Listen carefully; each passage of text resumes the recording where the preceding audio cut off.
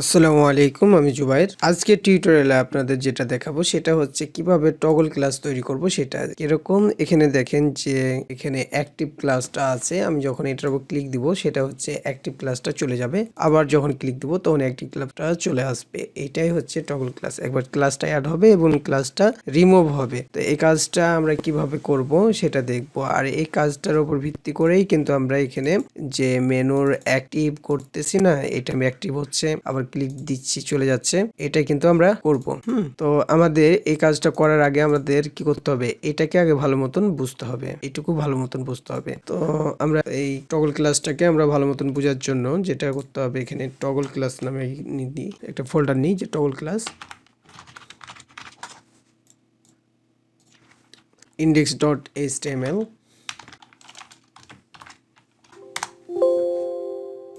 একটা ফাইল নিলেই হবে।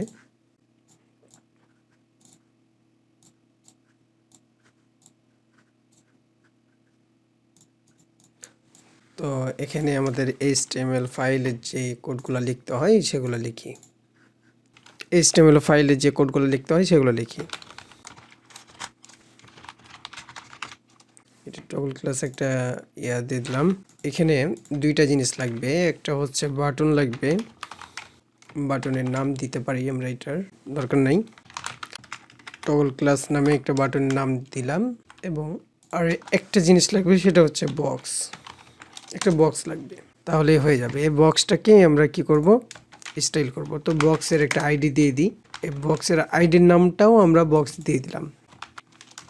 এখান থেকে আমরা বক্সটাকে, বক্সের ক্লাস যেটা আছে সেটাকে আমরা একটা কালার দিয়ে দিতে পারি, যে ওয়েট হচ্ছে 500 পিক্সেল এবং হাইটটা হচ্ছে 500 পিক্সেল করে দিলাম। আর এটার ব্যাকগ্রাউন্ড না দিলে বুঝতে পারবেন না, তাই আমরা ব্যাকগ্রাউন্ডে একটা কালার দিয়ে দিই। এখানে কালারগুলা নিয়ে নিতে পারি, এর ব্যাকগ্রাউন্ড কালারটা নিয়ে নিলাম, তাহলে এরকম ধরনের একটা ব্যাকগ্রাউন্ড কালার চলে আসলো। এখন আমাকে যেটা করতে হবে, এখানে একটা অ্যাক্টিভ ক্লাস নিতে হবে, dot box dot active class নিতে হবে। তো এখানে আমরা কি করব, একটু কিছুটা ভ্যালু কমিয়ে বাড়িয়ে দিব। আমরা এই কালারটা নিই এবং এটার উইডটা আমরা 200 করে দিতে পারি, 200 300 যাই হোক এরকম করে দিতে পারি। এইটার উপর ক্লিক করলে কি হবে, এটার ভ্যালুটা অ্যাপ্লাই হবে। সেটা করার জন্য আমাকে জাভা স্ক্রিপ্ট তৈরি করতে হবে, জাভা স্ক্রিপ্ট দিয়ে এগুলো করতে হবে। তো আমরা স্ক্রিপ্ট এর মধ্যে এগুলো করে দিই। তো এটাকে ধরার জন্য এখানে আমরা আগে একটা ফাংশন নিই, অন ক্লিক ইভেন্ট যেটা আছে সেটাকে আগে অ্যাপ্লাই করি এবং এখানে একটা ফাংশন নাম দিতে পারি, যে টগল ক্লাস। তো এই নামে একটা ফাংশন নিব, ফাংশন তৈরি করব, মানে এর উপর ক্লিক করব যখন, তখন এই ফাংশনটা কি হবে, ট্রিগার হবে। তো আমরা এইটাকে, এই আইডিটাকে আগে আমরা কি করব, টার্গেট করব, গেট এলিমেন্ট বাই আইডি, যেহেতু আমরা আইডিটাকে টার্গেট করছি তাই আইডিটার নাম দিয়ে দিব। তাহলে কি করতে পারবো এখন, যে এটার উপর এটাকে যদি আমরা কনসোল লগ করি, এটার উপর যদি কনসোল লগ করি, তাহলে আপনারা দেখতে পাবেন কি অবস্থা। এই যে দেখেন, এই আইডিটা মানে এই এলিমেন্টটা চলে আসছে, এই এলিমেন্টটা কি হয়েছে, চলে আসছে। এই এলিমেন্টটার উপরে আমরা কি করতে পারি, একটা ক্লাস অ্যাড করতে পারি। তো ক্লাসটা অ্যাড যে করব, তো এই ক্লাসটার উপরে কোনো ক্লাস অ্যাড হয়ে আছে কিনা সেটা কিভাবে বুঝবো, তাই না? এটা বোঝার জন্য আমাকে যেটা করতে হবে, ক্লাস লিস্ট যদি করি,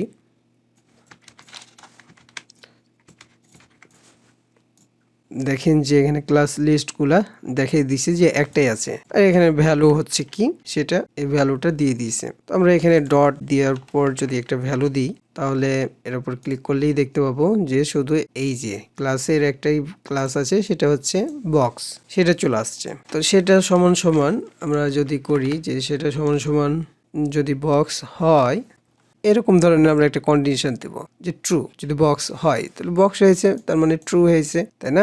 এরকম ধরনের যদি কন্ডিশন দিই, তাহলে আমাদের কি করতে হবে, যে ইফ যে এরকম হয় ট্রু, মানে ঠিক আছে এরকম হয়ে আছে, তাহলে এটার সাথে কি হবে, এই বক্সের সাথে ক্লাস লিস্টটা কি করতে হবে, একটা ক্লাস অ্যাড করতে হবে।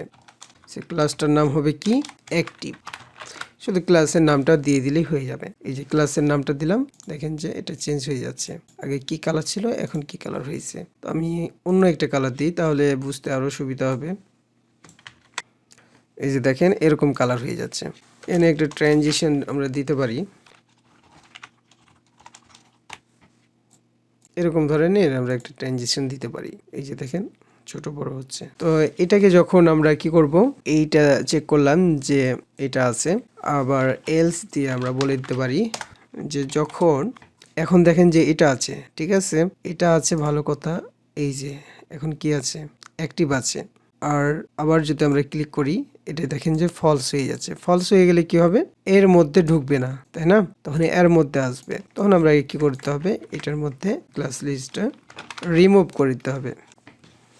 আমরা ক্লিক করলাম, প্রথমে ট্রু পাইলো, ওখানে অ্যাড করে দিল। আবার ক্লিক করলাম, এটা ফলস পেয়েছে, রিমুভ করে দিল।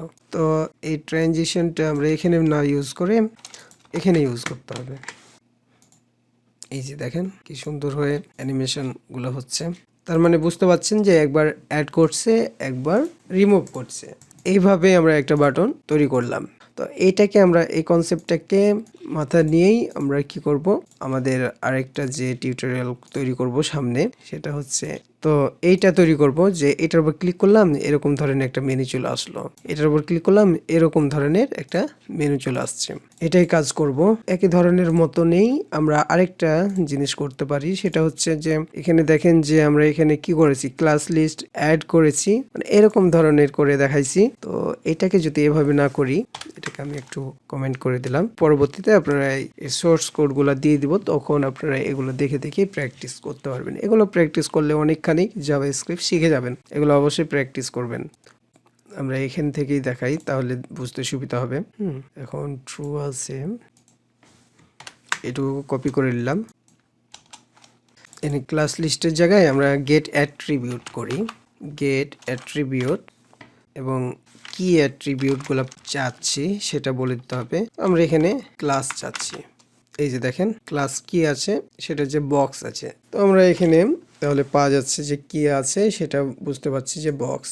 এটাকে আমরা আবার যদি ইফ এলস দিয়ে ধরতে যাই, এটা সমান সমান যদি কি হয়, বক্স হয়, তাহলে কি করবেন, সেট অ্যাট্রিবিউট, গেট অ্যাট্রিবিউট দেখতে পাচ্ছেন না, এখানে দিতে হবে সেট অ্যাট্রিবিউট, শুধু সেট অ্যাট্রিবিউট। ক্লাসের মধ্যে আমরা কি করে দিব, এখানে একটা অ্যাট্রিবিউট সেট করে দিব। কি অ্যাট্রিবিউটটা হবে ক্লাস, এখানে বক্স, তার সাথে সাথে কি হবে, অ্যাক্টিভ, ক্লাসটা অ্যাক্টিভ হয়ে যাবে। তাহলে এটা ক্লিক করার সাথে সাথে দেখেন যে এটা অ্যাক্টিভ চলে আসছে। আর এলস, এটা লাগবে না। আর যদি এলস করি আর বক্স এটা যদি না পাই, পরবর্তীতে কিন্তু আর পাবে না। দেখেন যে প্রথমে পাচ্ছে, কি পাচ্ছে, প্রথমে অ্যাক্টিভ হয়ে গেল, তারপরে কিন্তু এটা কি দেখতে চেক করতে গেলে যে দেখবে ক্লাস ইকুয়াল টু এখানটা বক্স, মানে এই অ্যাক্টিভ ক্লাস পাচ্ছে না, শুধু বক্স পাচ্ছে। তখন কি করবে, সেটা তখন কিন্তু এখানে চলে আসবে। এখানে চলে আসবে, তখন আমরা কি করতে হবে, শুধু বক্স করে দিতে হবে। এই যে দেখেন এরকম ভাবেও আপনারা টগল ক্লাসটা তৈরি করতে পারবেন। তো এইটুকু কনসেপ্ট আপনারা যদি মনে রাখতে পারেন, তাহলেই আমরা আমাদের এইটুকু অংশ খুব সুন্দরভাবে করতে পারবো। তো আজকের টিউটোরিয়াল এই পর্যন্ত। এরপরে আমরা এটা কিভাবে অ্যাক্টিভ করতেছি এবং ক্লোজ করতেছি এগুলো দেখবো। আল্লাহ হাফিজ।